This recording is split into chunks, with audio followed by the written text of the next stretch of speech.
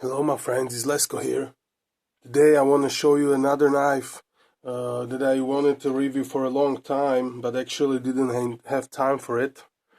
Today we'll be talking about larger size kind of EDC, which can be seriously hard used, and I think that it's also really eye-pleasing. So this is the knife.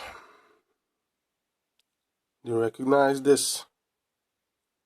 It's a cold steel Talwar. This is actually the smaller version. The larger version has like a 5.5 inches blade, which is around 14 centimeters. It's such a giant. This one is its smaller cousin with a blade length 10 centimeters, which is 4 inches. Look at the blade. Look at that blade. Come on, focus. I think it's just gorgeous. AUS 8 steel. Quality medium steel, I think, really suitable for EDC needs. Easy to sharpen, easy to polish. Can take really super fine edge and hold it for a reasonable amount of time. This one is actually made in Taiwan. Okay, got some fingerprints here. Made in Taiwan. The thumb plate is used as an opening method, either by thumb or you can wave it. Actually, I find this better than Spider because of Emerson's wave feature, because this will catch either on the front and also on the back, which got some jimping. Show you here. You can see the jimping around the thumb plate. But let's get back to specs.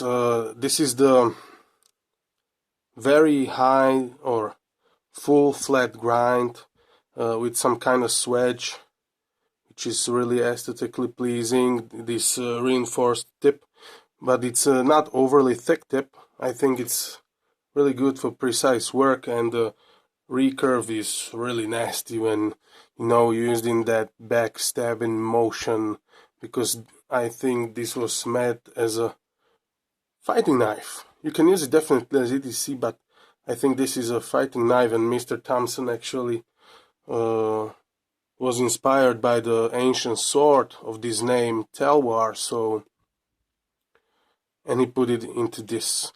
And I must say that this is some crazy knife built like a tank. The blade length, like I said, is 10 centimeters. The thickness, it's around 3.5 millimeters. And overall length of this knife is 23 centimeters.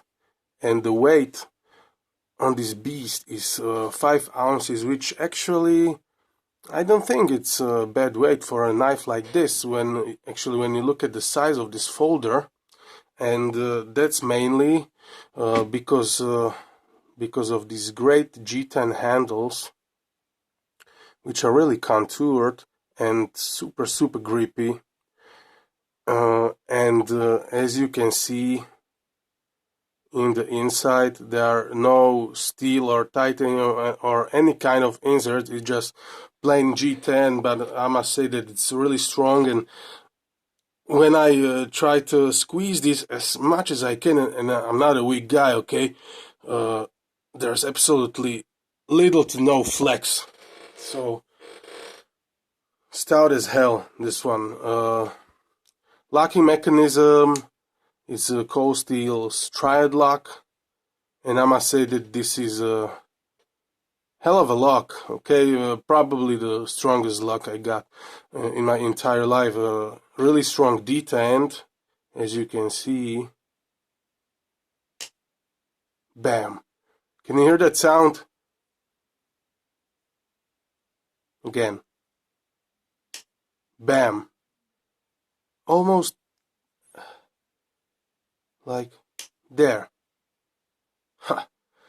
And when you lock the knife, I think it's kind of scary how strong it sounds and how strong it is.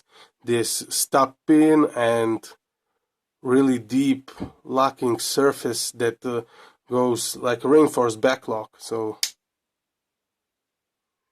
man, I think that certainly this is a hell of a cool knife, and if you don't have problems with bigger EDCs or bigger knives, I think you will certainly like this. It's great. I can even compare it to actually one fixed knife, which shares some similarities, but they are really different. So let's see. I will show you the knife, and then I will tell you my opinions about this. So this is the knife. It's the Felniven F1. This is a notorious known survival knife meant for real hard use. So, but there are some similarities, just very minor, but they are. So, as you can see, the blade length, it's let's say from actual cutting edge, it's the same. It's 10 centimeters. Okay. They are almost the same thickness, but this one has flat spine, so actually it looks a lot thicker than this with this upside tapering, the swatch. They weigh the same. This is 5 ounces, okay? And this is also 5 ounces. So the same weight, different purposes, locking blade, fixed blade. I think this is really funny, and actually when you look at the thickness of these handles, this is just like 4 millimeters thicker. So this is really beefy, really contoured, really hand-feeling for this kind of grip, that if you want some extended reach and you want to slash something, you don't want to have that real angle on your wrist because it can hurt you, but this is used for slicing motion and it's just plain great. So there was a little comparison, and the last thing I wanted to say actually is not that good, but I think that I have to mention it because I was thinking about it most times. Some cold steel knives that I had like rust problem with AUS 8, and I really don't know why, because I'm not a guy that will leave his blade dirty or in a bad condition. I sharpen them regularly, I strap them, I clean them, I use the oil, and I expect a good amount of work from them. But on this, it was like, no, I didn't have it in my pocket, but I have the knife on me like for a whole day in a pocket of my anorak. And it developed a little, it looked like pitting, you know, just small dots of rust. And I don't know how that's possible because, guys, this was the first knife that I had and that I modified, and it's opinel number 12, and this is a carbon steel, okay, 1095 XC90 here, and it got a beautiful dark patina, okay, as you can see, the polished cutting section, and then this deep dark patina.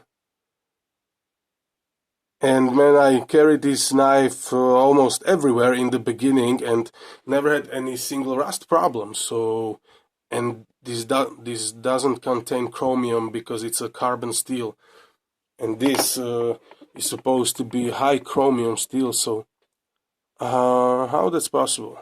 If you know, just please write me because I'm really interested in this kind of stuff. Anyway, this was the review of the cold steel Talwar 4-inch knife.